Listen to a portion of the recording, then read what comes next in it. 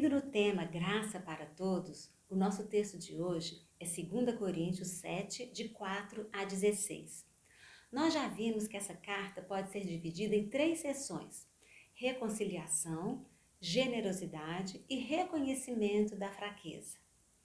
Esse trecho, no qual vamos meditar, encerra o tema da reconciliação antes de iniciar o tema da generosidade no capítulo 8. E Paulo descreve sua alegria decorrente da reconciliação. Nós vimos na sessão anterior que quem experimenta perdão, misericórdia e graça vai ser perdoador, misericordioso e gracioso.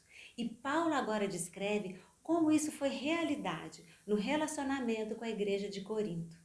Essa é uma passagem bastante prática que aborda aspectos da vida comum dos cristãos, problemas que acontecem e podem ser resolvidos por causa da graça operando e da maneira como nós respondemos a essa graça. Essa passagem também lança luz sobre o que seria um cristão bem-sucedido ou uma vida cristã adequada. Qual a imagem que nós fazemos quando pensamos nisso? Muitas vezes é uma imagem de uma vida perfeita, sem dificuldades, só com triunfos ou com vitórias.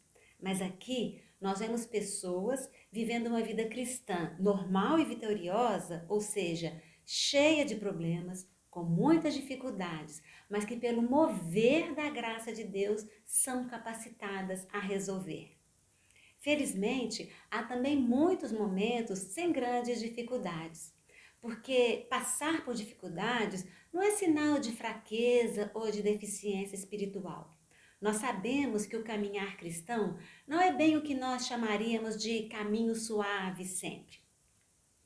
Para nós entendermos melhor essa passagem, seria bom nós recordarmos brevemente o que estava acontecendo na igreja em Corinto. Nós sabemos que havia problemas naquela igreja. Paulo então faz uma rápida visita, mas as coisas pioram e entristecem Paulo. Paulo então envia Tito com uma carta, na qual ele é severo. Quando Paulo chega a Troade, ele fica aflito porque não encontra Tito. Ele vai então para Macedônia, onde também não tem descanso até a chegada de Tito com notícias da igreja em Corinto.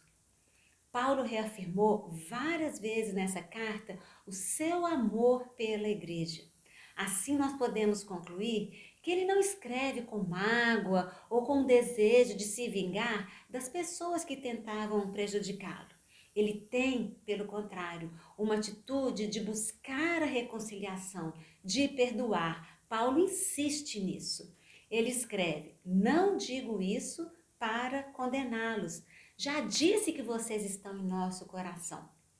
Com esse trecho do capítulo 7, Paulo retoma a narrativa lá do capítulo 2, versículo 12 e 13, onde ele escreveu: quando cheguei a Troade para pregar o evangelho de Cristo e vi que o Senhor me havia aberto uma porta, ainda assim não tive sossego em meu espírito, porque não encontrei ali meu irmão Tito. Por isso, despedi-me deles e fui para Macedônia. Agora, aqui no capítulo 7, Paulo completa o relato de suas viagens e de suas preocupações com respeito aos problemas da igreja. Ele menciona o grande alívio que sentiu quando finalmente encontra-se com Tito na Macedônia, dele recebendo boas notícias sobre a situação lá de Corinto. E nós vemos que o que permeia esse relato de Paulo é a alegria. Note que em 16 versículos, Paulo menciona 5 vezes a sua alegria. A alegria é um fruto do Espírito Santo e ela se manifesta na vida do cristão de várias maneiras. Nós vamos considerar 2 manifestações dessa alegria na nossa caminhada. A primeira manifestação: a graça produz arrependimento, trazendo alegria. Lá no verso 9, nós lemos: agora, porém, me alegro, não porque vocês foram entristecidos, mas porque a tristeza os levou ao arrependimento. Nessa situação tão prática. Nós vemos como a graça de Deus é maior que a dor e como ela pode restaurar relacionamentos. Nós vemos também uma distinção importante entre a tristeza segundo Deus e a tristeza segundo o mundo. A tristeza segundo Deus produz um arrependimento que leva à salvação e não remorso. Mas a tristeza segundo o mundo produz morte. Versículo 10. Paulo se alegra não porque os coríntios haviam sido entristecidos, não pela tristeza em si, mas porque a tristeza que sentiram foi a tristeza do arrependimento, a tristeza que produziu vida.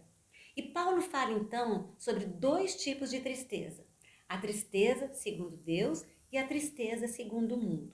Uma conduz à vida, a outra desemboca na morte. O nosso foco é a tristeza segundo Deus. É ela que traz de positivo coisas para a nossa vida.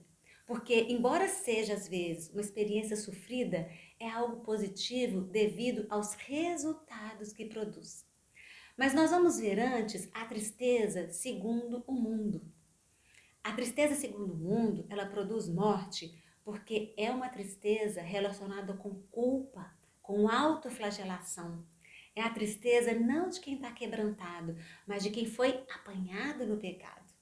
É a tristeza que não vem acompanhada de arrependimento verdadeiro, mas é uma tristeza do remorso.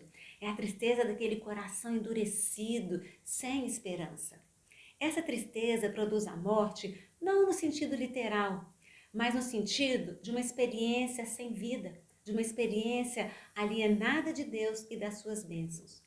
Um caso de tristeza segundo o mundo, bem conhecido nos relatos bíblicos, é o caso de Judas após trair Jesus. Mateus relata em seu evangelho: quando Judas, que o havia traído, viu que Jesus fora condenado, foi tomado de remorso e devolveu aos chefes dos sacerdotes e aos líderes religiosos as 30 moedas de prata. E disse: pequei, pois traí sangue inocente.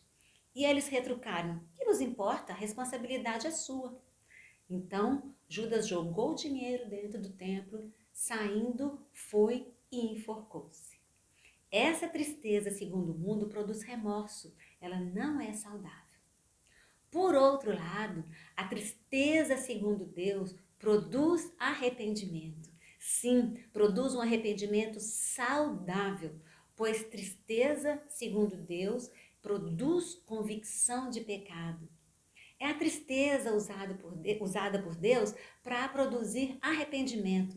Ela nos leva a fugir do pecado para Deus e não de Deus para o pecado. Ela nos leva a abominar o pecado em si e não apenas as suas consequências. Ela produz um arrependimento verdadeiro, uma mudança na nossa mente. Ela nos leva a abandonar conceitos, valores errados e adotar os princípios e os valores do reino de Deus. É aquela tristeza que nos faz dar meia volta e seguir por um novo caminho. A tristeza, segundo Deus, produz arrependimento que leva à salvação. Nesse caso, não é a salvação no sentido de novo nascimento. Note que Paulo escrevia já para pessoas convertidas. Mas arrependimento que leva à salvação no sentido de uma salvação de um estado que estava errado, né? De algo em que nós estávamos numa posição errada, de ficarmos presos no pecado para uma vida em harmonia com Deus e com seu povo. A tristeza, segundo Deus, produz arrependimento que leva à salvação e Paulo acrescenta, e não remorso. No grego, há um adjetivo que caracteriza essa salvação no sentido de algo que não tem volta, algo irrevogável. Eu gosto muito de uma tradução desse versículo que diz o seguinte: porque o caminho de Deus pela tristeza foi preparado para produzir arrependimento que leva à salvação e não há do que se arrepender por isso. A igreja em Corinto tinha do que se lamentar em relação ao seu comportamento de dar atenção a falsos mestres, aos falsos apóstolos e de abrigar também o pecado na comunidade. Mas quando são levados ao arrependimento, a uma mudança de mentalidade, não há do que se lamentar, não há do que se arrepender mais, porque o que Deus desejava se concretizou. Veja só os resultados dessa tristeza, segundo Deus, na vida da igreja em Corinto, na versão da Bíblia A Mensagem. Agora digam-me, não são maravilhosos os caminhos que a tristeza toma para nos aproximar de Deus? Vocês estão mais vivos, mais cuidadosos, mais sensíveis, mais reverentes, mais humanos, mais apaixonados, mais responsáveis. Por qualquer ângulo, o resultado foi maior pureza de coração. Nós podemos concluir que esse tipo de tristeza é resultado da ação da graça de Deus em nossos corações, nos levando a ver a situação da perspectiva de Deus e a respondermos, então, de acordo com a sua vontade. Nesse caso da igreja de Corinto, o instrumento utilizado por Deus para o arrependimento foi a carta de Paulo, a carta chamada de Carta Severa. E um exemplo de um caso de tristeza segundo Deus, relatado na Bíblia, bem conhecido também, que contrasta com o exemplo de Judas, é Pedro. Depois de negar o Senhor pela terceira vez, Lucas registra: o Senhor voltou-se e olhou diretamente para Pedro. Então Pedro se lembrou da palavra que o Senhor lhe tinha dito: antes que o galo cante, hoje você me negará 3 vezes. Saindo dali, chorou amargamente. E depois, ao emocionante relato da restauração de Pedro, feito no Evangelho de João. A tristeza, segundo Deus, então, é aquela que serve para nossa correção, para nossa restauração. Mas é sempre bom lembrarmos que quem estabelece a ação de correção é o mesmo Pai que entregou o seu Filho, que deu a sua vida por cada um de nós, que é leal no seu amor. As mãos que nos corrigem são as mesmas que foram pregadas na cruz. Nós não precisamos temer essa correção. Então há 2 maneiras de encarar a tristeza: vitimizar-se, culpar-se os outros, revoltar-se ou arrepender-se para a correção, para a salvação. A tristeza que nos aproxima de Deus age assim. Ela abala nossas estruturas e nos leva de volta ao caminho da salvação. Jamais lamentamos ter experimentado esse tipo de dor, mas quem permite que a tristeza o desvie de Deus vive cheio de remorsos que podem levá-lo a um estado terminal. É a tradução da Bíblia A Mensagem, do versículo 10. Nós vemos então Paulo alegre, muito alegre, porque os irmãos em Corinto responderam à graça de acordo com a vontade de Deus. Eles se arrependeram e assim aquela situação foi corrigida. É a graça que leva à mudança no modo de pensar. Paulo, quando escreveu aos Romanos, ele disse que a bondade de Deus nos convida ao arrependimento. Nós vemos assim que essa tristeza que leva ao arrependimento, movido pela bondade, pela graça de Deus, é uma tristeza positiva, porque possibilita o início de uma nova vida, de uma nova oportunidade. A segunda manifestação da alegria, como fruto do Espírito da nossa caminhada, é a alegria que vem do relacionamento com os irmãos. Paulo menciona alegria em meio às tribulações. Ele disse: sinto-me bastante encorajado, minha alegria transborda em todas as tribulações. Isso é um paradoxo espiritual, cercado de tribulações, mas cheio de alegria. Como que isso é possível? No capítulo 6, ele já havia escrito: entristecidos, mas sempre alegres. Paulo estava numa situação de tanta aflição, que ele já havia mencionado, que em Trode não havia tido sossego em seu espírito. Nós lemos lá no capítulo 2. Foi para Macedônia e lá também não teve nenhum descanso. Mas ele foi atribulado, segundo ele, de toda forma, conflitos externos, temores internos. A situação aqui, ela é descrita resumidamente, mas de uma maneira que dá para a gente perceber que era uma situação complicada. Nós vemos que foi uma situação incessante.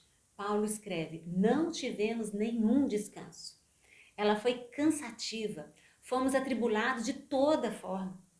Veio de fora, conflitos externos, mas também estava por dentro, temores internos. A ideia aqui é de desânimo geral.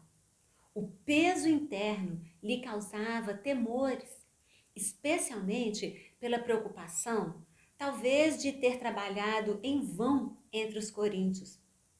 Paulo receava que os falsos mestres pudessem afastar a igreja do verdadeiro evangelho. Ele receava também que aqueles costumes imorais da sociedade ali pudessem ter lugar na igreja. Fosse qual fosse a natureza exata das suas lutas por fora, dos seus temores por dentro, é evidente que Paulo estava no estado atribulado, enquanto esperava a chegada de Tito na Macedônia. Mas agora, Paulo narra como toda essa aflição que ele havia experimentado foi transformada em intensa alegria pela reação dos coríntios à carta que ele lhes havia enviado, a carta que ele julgava ter sido severa. Paulo escreveu: Deus, porém, que consola os abatidos, consolou-nos com a chegada de Tito e também com a consolação que vocês lhe deram. Com a chegada de Tito, Paulo ficou sabendo de 3 fatos. Primeiro fato, a reconciliação era uma realidade. A ferida estava curada. A disputa tinha sido solucionada. Ele escreve: Tito nos falou da saudade, da tristeza e da preocupação de vocês por mim, de modo que a minha alegria se tornou ainda maior. Um segundo fato que Paulo fica sabendo é que o que ele havia falado sobre os coríntios para Tito havia se confirmado. Paulo escreve: eu lhe tinha dito que estava orgulhoso de vocês e vocês não me decepcionaram. E o terceiro fato que Paulo fica sabendo com essa vinda de Tito é que a igreja em Corinto tratou Tito muito bem. Talvez Paulo estivesse com receio de que os irmãos de Corinto não recebessem bem Tito. Agora ele estava aliviado, pois Tito havia sido bem recebido. Ele escreve: ficamos mais contentes ainda ao ver como Tito estava alegre, porque seu espírito recebeu refrigério de todos vocês. Às vezes, nós podemos pensar que a alegria que vem pelo consolo de Deus nas nossas vidas será algo vindo diretamente dos céus. E aí a gente perde a oportunidade, nós não ficamos atentos às inúmeras possibilidades de receber o consolo, a alegria por meio dos irmãos. Nós vemos assim que tribulações e alegrias coexistem na vida de Paulo. E provavelmente o mesmo acontece conosco. Nas situações mais difíceis, a alegria que Deus produz se manifesta no meio dos sofrimentos por meio da vida dos irmãos, por meio da vida da igreja. Parece um ciclo de encorajamento que produziu muita alegria. Como que nós vemos esse ciclo nesse trecho? Tito fica alegre porque seu espírito recebeu refrigério da igreja em Corinto. Ele chega na Macedônia e consola Paulo com a consolação que recebeu dos coríntios. Paulo agora então consola a igreja em Corinto após ser consolado por Tito, reafirmando seu amor por eles, expressando então o orgulho que sentia deles. Paulo não os condena nessa situação. Nós vemos aqui então o relato da prática da reconciliação. Deus em Cristo estava reconciliando o mundo. Por causa dessa reconciliação, nós podemos viver a prática da reconciliação entre nós. A graça atuando de maneira que a reconciliação ocorra, nos levando a responder adequadamente a todas as situações de problema que a gente possa enfrentar.